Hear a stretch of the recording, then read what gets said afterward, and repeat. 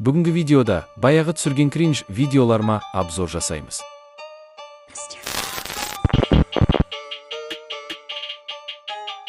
Шигол кезімізде YouTube'қа әр хуйнян салған тегмен емес шығар. Я, мұны енді точно мойындау керек. Мен кеше баяғы видеоларымды көріп, ностальгировать етемін деп ойладым. Бақ кринжавать еткенен басқа ештеңе сезінбедім. Мен вед мұны кезінде нормально деп ойладым. Мен кезінде өз видеоларымды қарамайтын едім.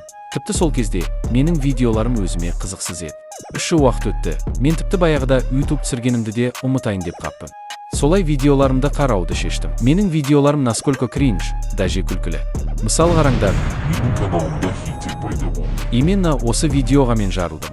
Короче, бұл видеода мен бір комментарийге ренжіп, целый видео жасаған болатынмын. Сосын кейін ол бот анау мынау деп бұл жителдердің ауылы деп, сосын кейін вообще қорқынышты емес деп жазды. Мен видео ұнамаса шығып кет деп айттым. Вообще бұл видеоның сілтемесін описаниеге қоямын. Кіріп көріп кетсеңдер бола.